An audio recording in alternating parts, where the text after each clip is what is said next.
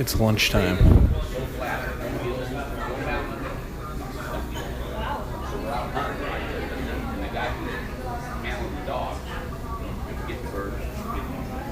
He's from Nebraska. He said, "Whoa, where did you Nebraska?" Stand on the can and see the whole state. He didn't like it. He goes, "Well, what else do you think about it?" Next person I I dog Hi. for 3 days. You never see I'll take a. She's gonna take the order. Oh, okay. She's gonna do it. I'll take a bean and cheese burrito Okay. and extra large Coke Sure. and an order of fries. Order fries. Anything else? No, that'll do it. Cash or card? Cash.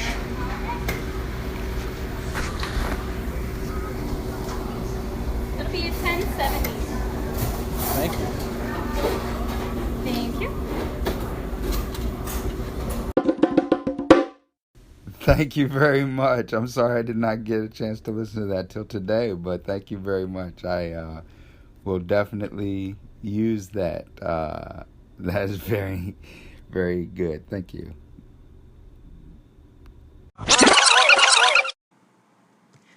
Welcome, everybody, to Inspirado Projecto podcast. What you just heard there was an extraordinary field recording by Mr. John Garside, captain of the ship on Forgotten Tales podcast. Check out his latest one. He's showing everyone the process that he's going through in creating these extraordinary documentaries. He loves local history, and he's become, for the lack of a better way of explaining it, the Indiana Jones of his town, Whittier. Whittier, California. Whittier, where the girls are prettier. He's been out there investigating the history, going in there. You'll hear him talking to a librarian. You'll hear him talking to the records office, getting the lowdown on his latest project. So I love that. A lot of times we see the outcome of what people have created, yet we don't know what they went through to get to that point. That's why I think featurettes, that's why I think commentaries, stuff like that, people love that on DVDs. I know I do. Remember as a kid growing up and seeing those Star Wars making of behind the scenes stuff and going, what the heck? I couldn't wrap my mind around it. They're sitting there in a Millennium Falcon and there's a blue screen over there. What's that all about? So it's kind of a backwards way of doing it, just like this podcast. We're showing you the process of what it's like to go through creating things. Ideally, it sets your heart at ease, because it sets my heart at ease. Check out, heck, you could even go to YouTube. You could check out what the Beatles went through when they were creating their albums. We get a chance to hear alternate versions of different songs and different choruses and different words, and it's cool. It's exciting. We get to see, oh my gosh, this song could have been this if it wasn't that, or would have been different lyrics if it wasn't this, or oh, this guy started out singing it, but they decided to switch to this guy. We also have Michael T. Justice. That was his reply to a theme song that I left for him on his podcast, in his messages some time ago. It's very exciting to see. Well, number one, these people thanking me for the theme songs. Pardon me while I drink some ozonated water.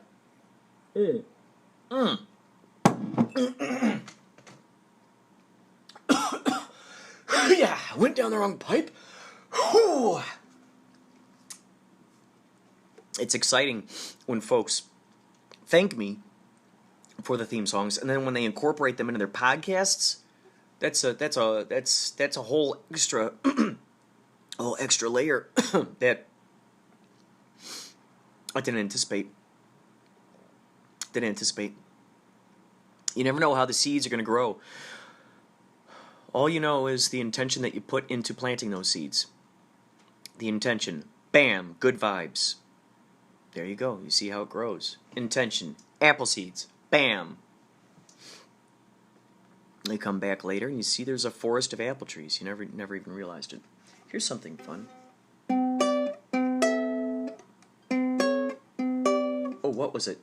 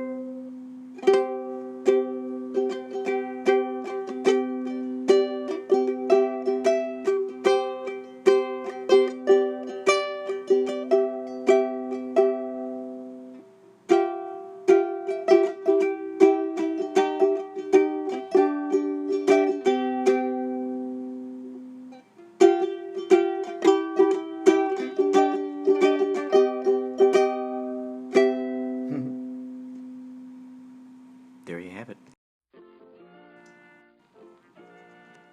Okay, throughout, give me a number between 1 and 258.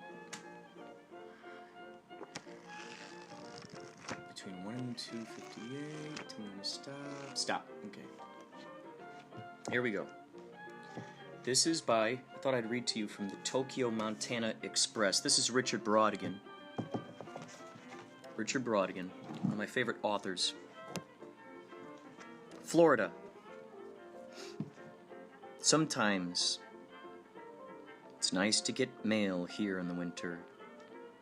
I walk out through the snow and there are letters waiting for me in the mailbox. I take them back into the house and see what they're all about. I have a large blue mailbox, like a small barn for letters. I have double feelings about the mail, the plus and minus of letters.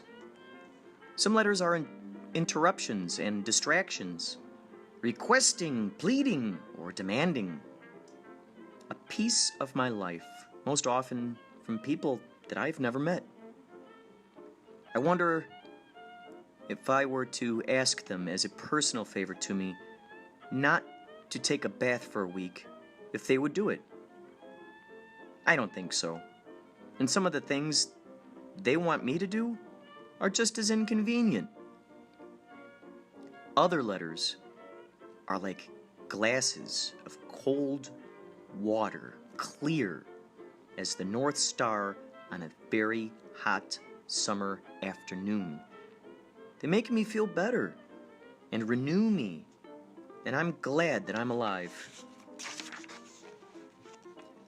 Bills are forms of existential geography.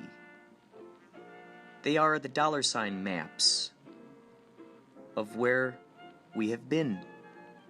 Sometimes frustrating, sometimes pleasing, sometimes nothing. This is outrageous, I refuse to pay. Or, that's fair, even cheaper than I expected. They did good work and charged a fair price. Or, oh, this bill for $3? I thought I paid that, but I guess I didn't. Junk mail is just junk mail. It passes anonymously through my hands and into the fireplace, where after a few flames it's gone. There was no pain, because there was no life. This morning I went out to the mailbox and opened its blue metal barn door, and there was nothing for me. I closed the door, put my hand on top of the mailbox. It was nice and warm from the sun. It felt good. Almost like being in Florida for a few seconds. We've had some cold weather here, with snow on the ground for a month. I walked back to the house without any letters, but I felt cheerful. Thank you, mailbox, for my little Florida vacation.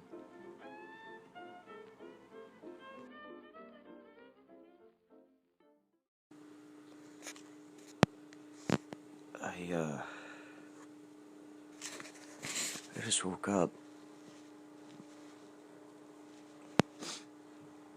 And, the little bit I can remember of my dream,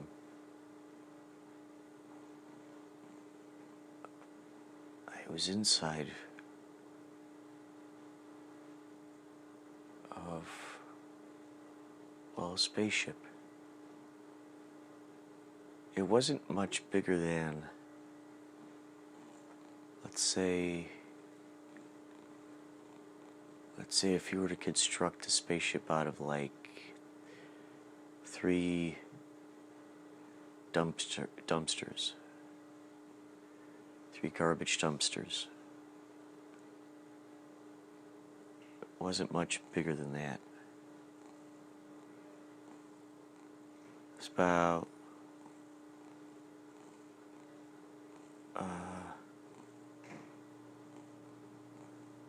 8 feet tall. Say 12 or 13 feet wide.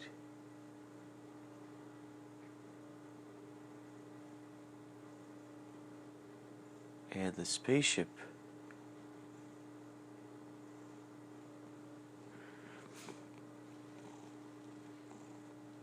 is interesting because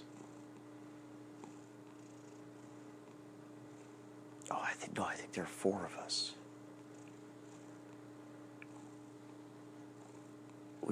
We were inside of it. We were coming from somewhere.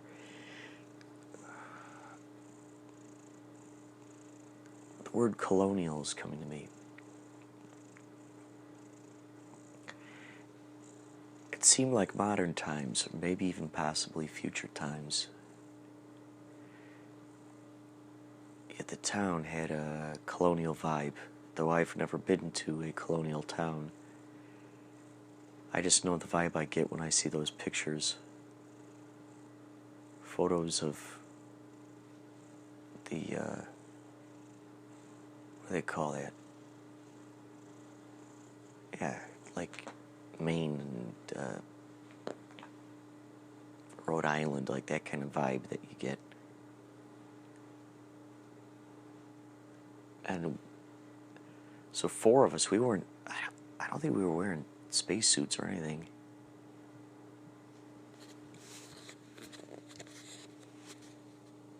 We get out of this ship. We're leaving from doing something.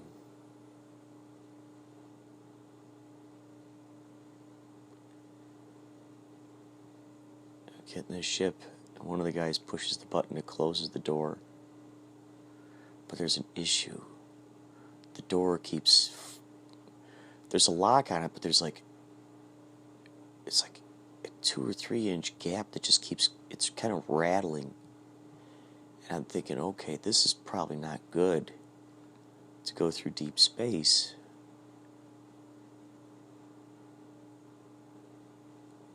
Why don't you guys fly back? And by flying back, you know, it was kind of where the spaceship was. It was parked in it seemed like a garage. We somehow found a garage to put this thing in. Now, I did not get the idea that it like flew, like you would see it, like you would have to like whoosh, like it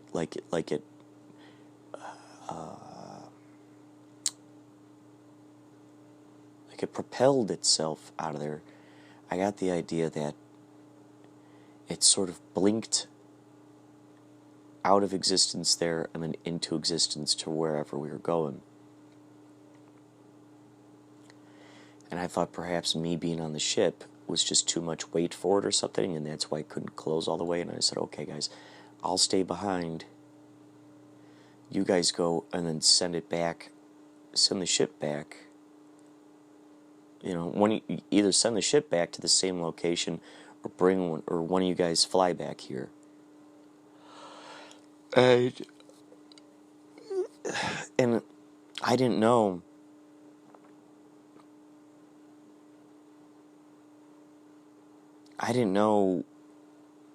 The relativity, so to speak, of the time it would take. You know, in the blink of an eye for them might be to get from here to there, wherever that was.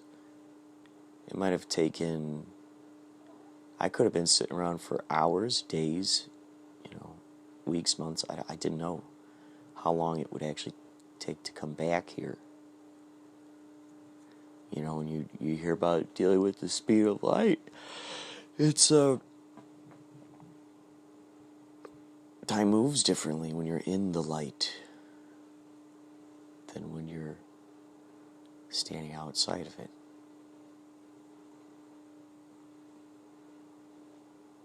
And so I said, okay, you guys go. After it left, I had my cell phone and I started playing, and it disappeared. just disappears. And I start playing some video game on my phone. It sounds like lasers or something. And around the corner runs this guy, security guard, kind of, I don't know, police officer dude. He's got glasses, he's holding a gun. Looking like a laser gun. He's like, hey. I go, whoa. I said, I'm just playing a video game. Look. I'm just playing a video game. It's making sounds. Not shooting a laser gun or anything. I know it sounds like it. Look, check it out. You know, people like that take some convincing. Even if you're showing them what it is, they'll still... Luckily, this guy didn't throw me to the ground or anything. I go, look, it's a video game. I look behind me, it turns out, two of the guys decided to stay behind. I think they sent one up. Two of the guys stayed behind. And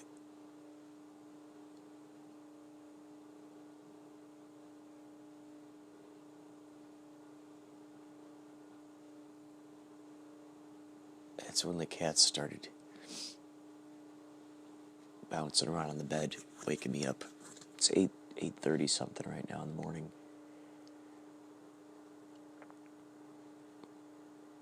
Or is this the 6th? I think it's the 6th. I don't even want to open my eyes right now. I think it's the 6th. You can hear this going on.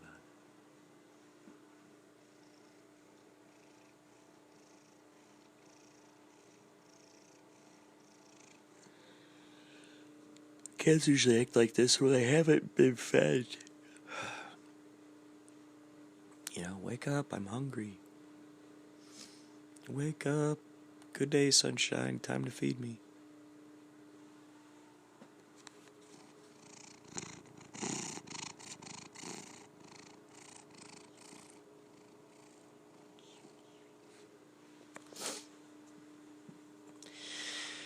So something about that speed of light. It's interesting. A lot of times, science, or at least as I've associated it through the years, folks have used science as an excuse, as a way of dulling down magic, turning magicality into mundanity. Explaining it away with facts and figures, probabilities, statistics, odds, etc., etc. Here's a case where, as far as I know, most scientists really appreciate, what Einstein contributed. The idea of relativity. Relativity, time is relative to each person. Which is so clever of the clock gods to make these clocks to go, we're going to synchronize you guys. This is great. Synchronization is the best. What's also great, phenomenal, is realizing that each of our times is relative to ourselves. So they say when you're traveling in that speed of light, it's a different time frame, so to speak, than those who are standing outside of it. To go along with that famous phrase, time flies when you're having fun. So when we're in those moments where it seems like time is dragging on, what can we do to entertain ourselves? I'm so much more concerned about entertaining myself first and foremost. The outside world is a secondary byproduct. They're secondary. Primary, this guy. Good news is I know my intentions. So, let's say, if you're waiting in line, for instance, well, like when I waited in a long line to get these tacos, delicious tacos. at the 4th of July celebration. I was standing there in line, and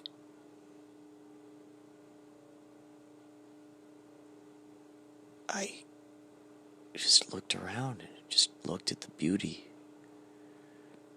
enjoyed the way that the sun was reflecting off the buildings, the colors, the joyfulness,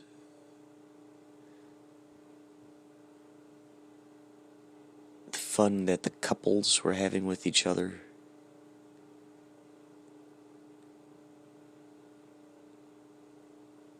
It was really something else. It was really something. I'm going to start documenting my dreams more often. I've decided. When I wake up in the morning, you're going to be the first to know.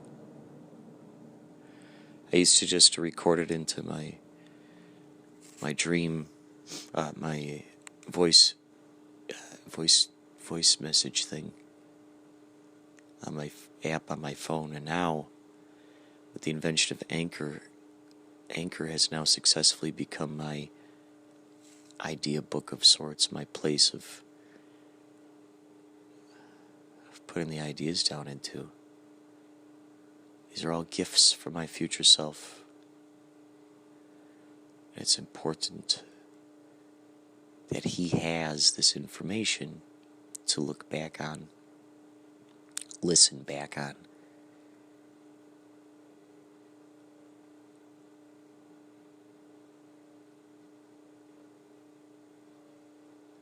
Think about your future self when you're creating your art. I've heard some folks saying, I haven't podcasted in 2 weeks. Been down in the dumps, or this thing or that thing.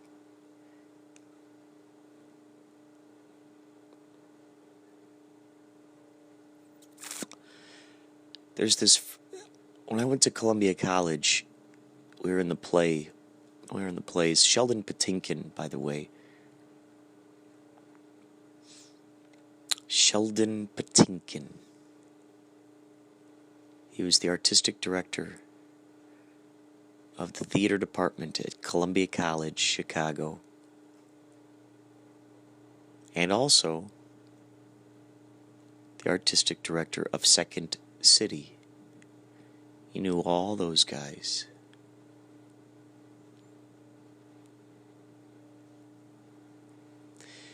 He was one of the founding creators of improvisation as we know it. Viola Spolin taught him. He taught me. Viola Spolin is the one who decided to make kids' games. Take these kids' games and teach them to older kids, and then eventually adults. That's where that principle, yes and, comes from.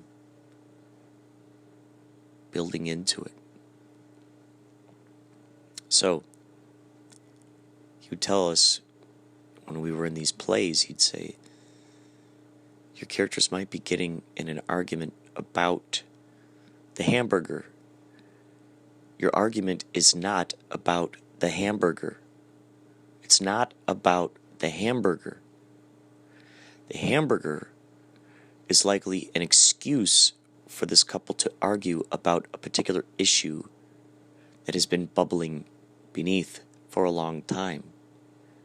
Hamburger could just simply be the safe way in to it. So,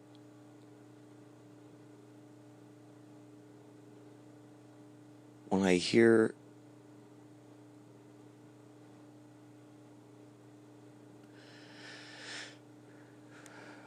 folks complaining a lot,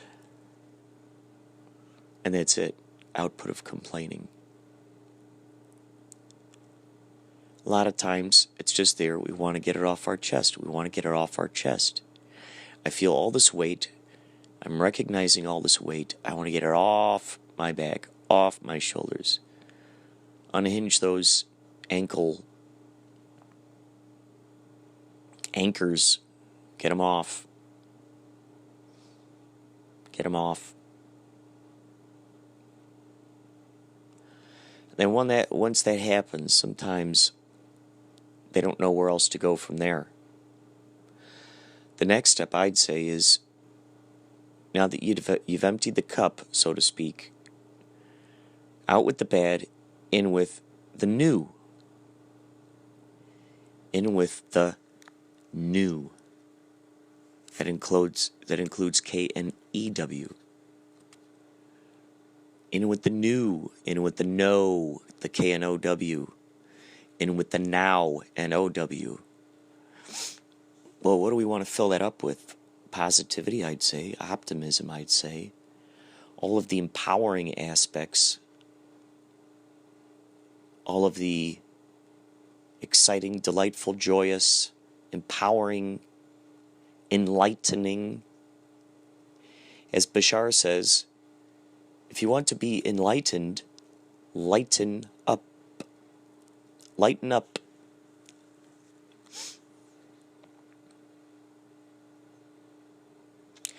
So,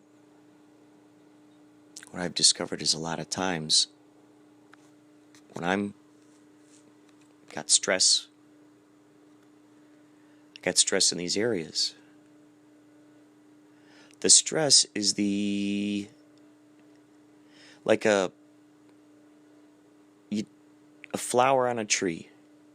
When I was a little kid, they'd say, water the plants, water the trees, no, don't water the leaves, don't water the flower, water the root, water the root, water the root.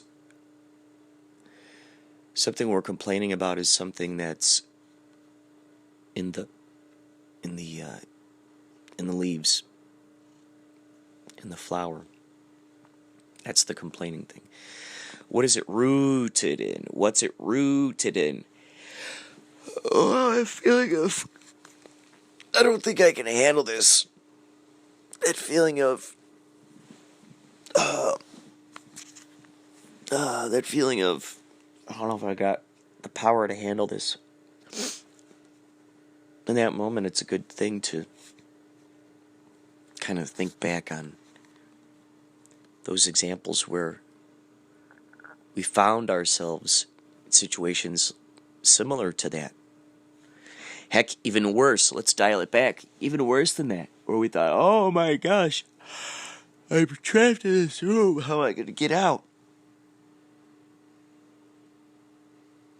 How am I going to get out of here? How's that going to happen?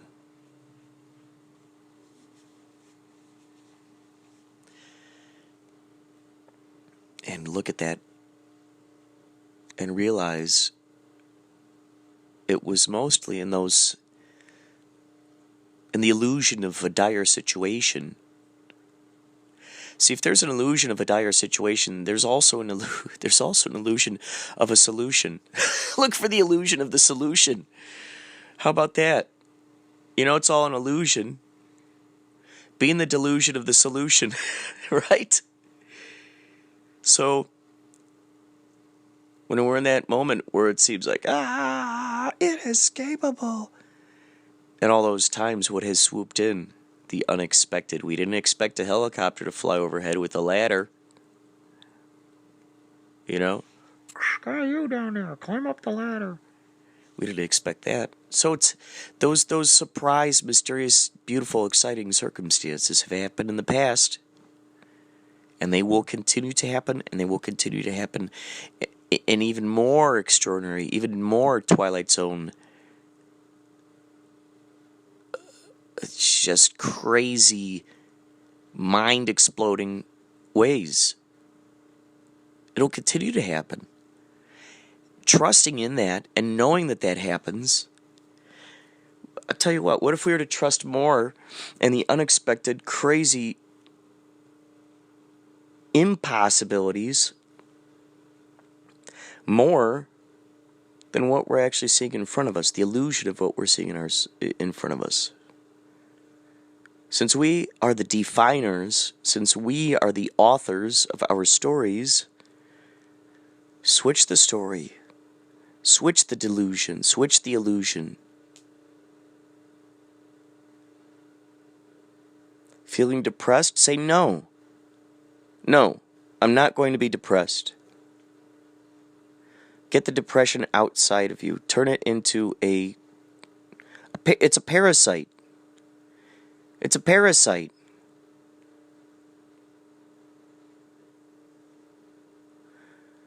What is it really rooted in? Oh, I don't believe enough in myself. I don't think I can do it.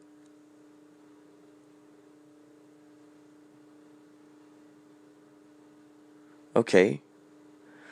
Let's go in one direction. How many times in your life were there times where you didn't think you could do something, you did it?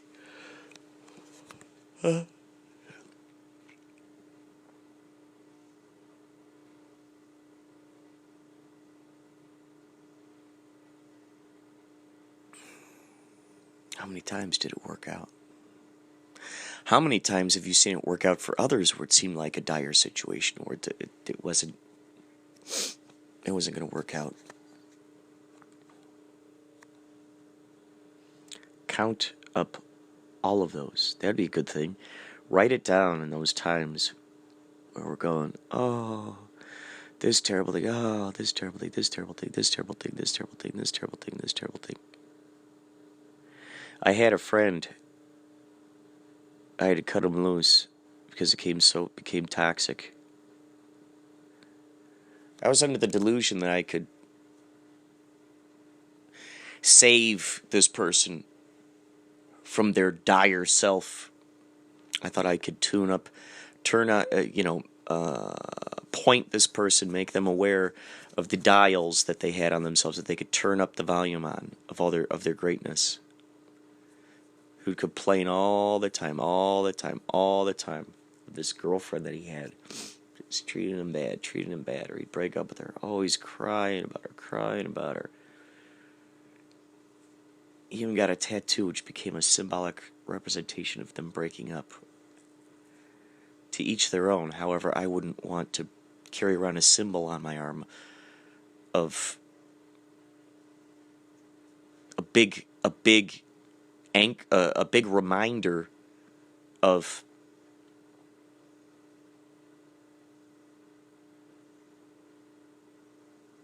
that. So he just always, and I'd say, no, man, look at every time, I was a broken record. He was a broken record, I was a broken record. The loop just kept going. And on top of that, of me constantly encouraging the greatest aspects of this guy, constantly reminding him of the greatness. And it wasn't like this guy couldn't get chicks. It seemed like every other day he was having sex with a new gal. Picking up gals all the time. So it wasn't like, oh, poor guy, nobody loves you. No, girls were attracted to him. They liked him.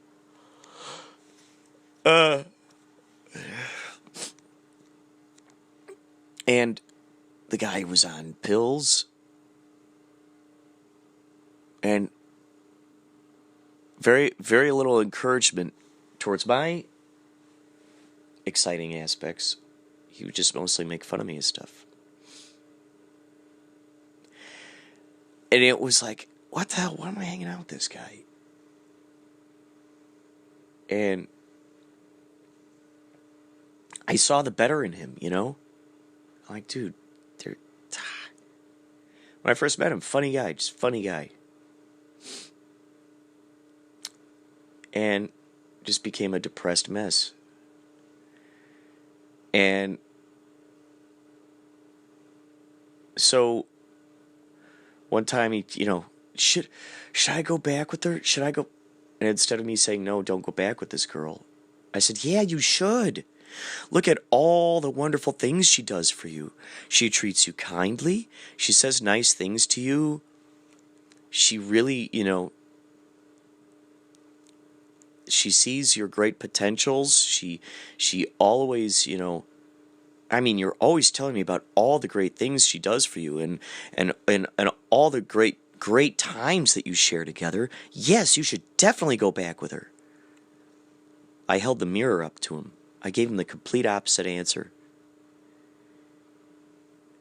And it seemed like that broke the spell. All it took was for me to give him all the great reasons why he should go back to her. And bam, it broke the spell. And I think it started sinking in. Oh. Well, what he's saying right there is not true. What he's saying right there is he usually doesn't say this stuff to me about this relationship. Wait, what? What happened to this guy? Wait, what? I had to hold a mirror up to the guy. Eventually, I was just like, you know what? That was the thing too. I worked. He gave me a lot of work. I was working for him. And I think I became dependent on that. Like, oh, if I, you know, stick it out, Kurt, stick it out. And, you know, don't bite the hand that feeds you, kind of thing.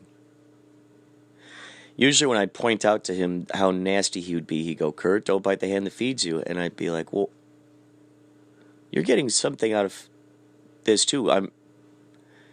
You're I'm not the only one, you know, you're paying me, yes, to work for you. But,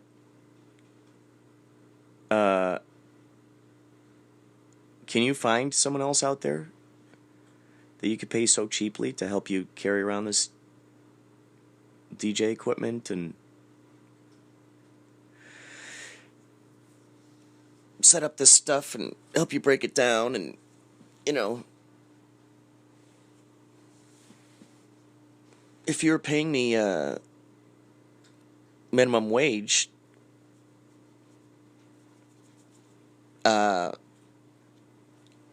I'd be probably making more. Anyway, thing was, I said, I don't want to work for you anymore. I don't want to talk to you anymore. And don't feel bad about doing that, folks. Do not feel bad about doing that. I am one who just wants harmony. Does that make me a people pleaser? Perhaps. I think more so a harmony pleaser. I want harmony. Win-win. Agreements. Win-win. Harmony.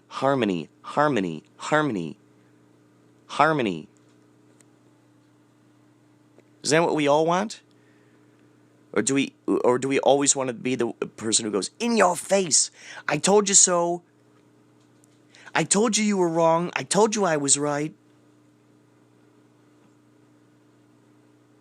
You're so stupid. I told you that you didn't know what you're talking about. That was the other thing around this guy. I got so good at tuning in my intuition that when I was in his presence, he would triple think, quadruple think his decisions. And it would screw up my barometric, my intuition, my radar. That was the crazy thing. I would second guess my own intuition, which I had grown a very close relationship with. Me and my intuition were one. I'd imagine something, I'd predict something, bam, these things would come true. When you got an outside force it's... Folks, don't feel bad. Don't feel bad about cutting people out of your life. Do not feel bad. Do not feel bad. There's so much abundance to be had. You let go of something that's making you sink, and something comes along that rises you to the surface and beyond.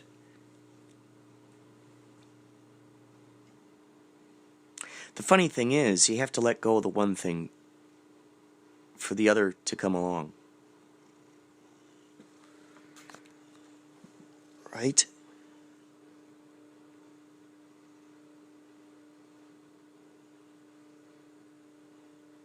Otherwise, there's going to be a lot of resentment. There's going to be a lot of regret. There's always going to be a lot of the grass is greener on the other side. Well, if you're not happy playing in the dirt yard, either grow some grass there, and if if who or whatever vibe that you're near, it's not allowing you to grow grass, let's say, I'm going to another yard. I'm getting out of here. This is not serving me. This is not serving me. I would like to take a poll, take some statistics. If any of you are lying on your deathbed right now, or if any of you know people who are lying on their deathbed, ask yourself or ask them, how many regrets do you have that you're happy about? You know? How many regrets do you have that you're happy about? That's an interesting question, right? Can those coexist? Can you have a regret and still be happy about a regret? I would say, interestingly enough, I would say yes and no. I would say no in the sense of, well, then it can't be a regret, Kurt. Kurt, it cannot be a regret. If you're happy, we cannot define it as regret if you're happy about not making that decision. Now, I would also say yes, you can be happy about a regret, because in that moment you could go, well, I didn't do that. However, it did teach me to then start embracing more and more of what I do want and going in the direction of where my intuition is. Nobody wants to be walking around with regrets in their brain. They become phantoms. They become these apparitions that are constantly needling at us, jabbing at us. You didn't do this, bam, bam, bam. You didn't do that, blah, blah, blah. Loser, brr, brr, brr. Well, how do we get past that? Number one, forgive ourselves. Number two, follow your heart. Follow my heart. Follow your heart. Follow your heart. Believe it or not, your world is not composed of what others are telling you, including what I'm telling you. If this resonates with you, by all means, please utilize it. I'm speaking from experience. That's all I'm doing. I'm speaking from things I've read. And those things I read, I apply. It's that important to me. When information resonates with me, it's that important to me to utilize it. I'm willing to embarrass myself in the face of non-regret. Whoa, I just got a whoosh. Oh my God. I just got a whoosh of like... I'm tearing up right now. As soon as I said that statement. Oof. You know, if you know what your intention is, and it feeds your soul, you know what I'm talking about. I know we're gonna get the wise guys who go, "Oh, what if I regret not kicking that guy in the nuts? What if I regret not stealing that thing from the store?" Okay, yes, haha, yes. Let's laugh about that for a second. Okay, awesome. I'm talking about the regrets where walking up to someone. Like, okay, this popped in my brain. It's not, this, if this can be counted or not counted, I don't know. All I know is I led with the spirit of the guy who's wearing a t-shirt, the Too Much Coffee Man t-shirt at the 4th of July. That was my 4th of July podcast, Independence Day podcast episode. Walked up to the guy wearing the Too Much Coffee Man t-shirt, started talking to him. What if he could have been like, what the hell, you don't know what you're talking about. You know, he could have been a snob, he could have been pretentious, whatever. And still, I would have walked away going, that was great that I at least said something. I walked up to him. Turns out that he happened to know the guy Michelangelo, who I was hanging out with, that I met that day for the first time.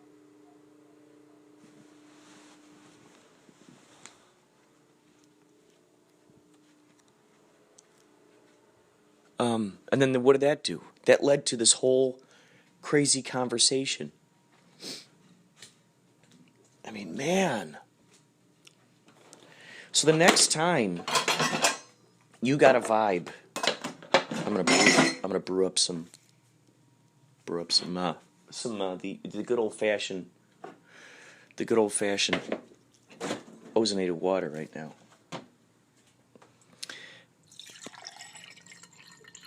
Uh-oh. Is there a cat throwing up?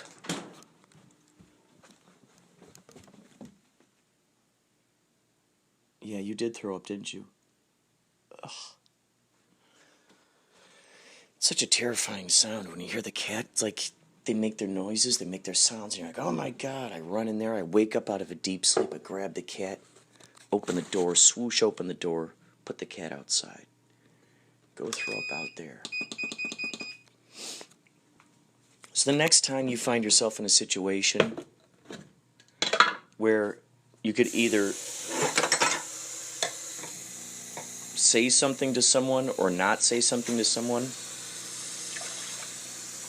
Like this, for instance. Here's a simple one. I was in New York for the first time, and I think I was talking about that in one of the other episodes. Yeah, for sure.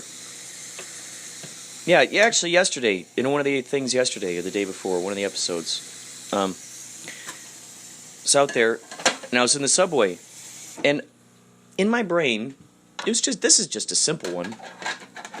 I'd been thinking, wow, I'm seeing more people wearing sort of like ponchos lately, like the Good, Bad, and Ugly kind of poncho, like the Mickey Dolenz kind of poncho. I've been seeing a lot, more of that around it, and I was just actually thinking about that poncho. And down into the subway walked a girl with her mom. And I'm like, you know what, I'm just going to go say something to her. So I walked up to her and I said, you know what? I don't care how this sounds right now, but I was just thinking about someone wearing a poncho, and you walked down the stairs wearing a poncho. Now, I'm just letting you know that was a miraculous event, and I would have regretted not saying something out loud about it. And she's like, oh, thank you, nice meeting you. I said it for the sake of saying it, for the sake of not living with regret.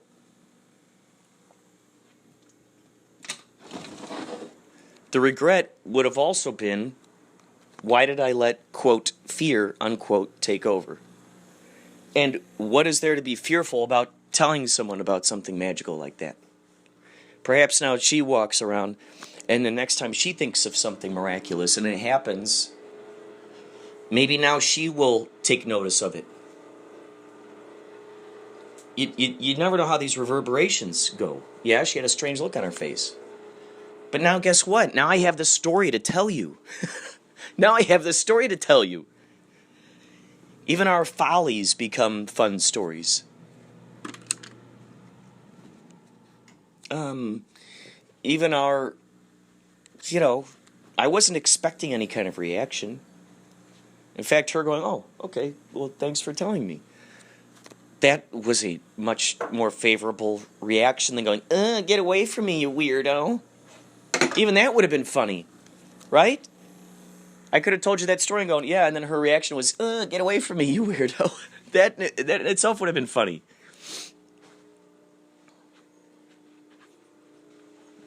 So, today I encourage you to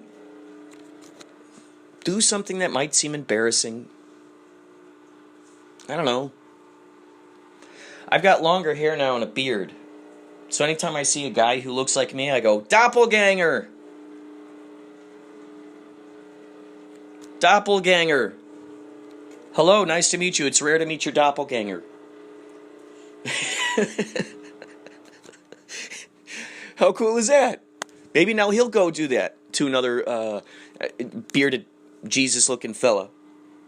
Doppelganger. So, on that note, folks, now that I'm up, ready to rock and roll. Oh, Yachtly Crew is playing tonight, by the way. For those of you who have not yet seen Yachtly Crew or want to see Yachtly Crew, if you live out in California, come out and check out Yachtly Crew. We're playing at the Viper Room tonight. And I found out we're cutting back our dates. It was basically, we had a residency there every Friday. Not every Friday. The first Friday of every month, we were playing there. And so now we're getting more and more of these gigs. Bigger paying gigs. And so the guys who book our shows, they Sailor Hawkins and Baba Booey and Sailor Hawkins, they said we're going to cut back our shows at the Viper Room to once every other month. So our last remaining shows are tonight, July 6th, Friday, September 7th, and Friday, November 2nd. So these are our three last remaining shows of this year, 2018. I would invite you to come out. It's a really good time. You might meet your future wife or husband. If for nothing more, it's just great to dance along with people who are singing their lungs off to songs that they love. Be surrounded by all this positivity, all these great vibes. It's really, really worth it. It's really, really worth it. Everyone in there, good vibes. So, also, please feel free to vote for Inspirado Projecto. If you go to podcastawards.com, there's a little thing on there for nominees. They ask for your email and your name. They don't sell your information to anyone. I emailed these guys and asked them, I said, what's going on with the privacy situation here? And they said they don't sell your information. They don't, they just need it to make sure that there's no spam, that there aren't too many people voting for stuff. Podcastawards.com. I'm nominated for the Adam Curry Award and also Best Arts Podcast. So if this is something you'd like to do, I would not at all stop you from doing that. If you find value in the information presented here, that's fantastic. I appreciate that. There are a lot of places you could go for information, and you're listening to this. You're spending your time listening to this. I appreciate that. And if you don't vote, here's a fun alternative. Here's a fun consolation prize. Do something that seems scary. Do something that seems embarrassing. Do something that directly relates to you following your heart and doing something perhaps what might seem out of the ordinary. Get some sidewalk chalk. Go out to your sidewalk. Start making wonderful, uplifting messages perhaps. That's something. Okay, folks, take care and keep that in mind.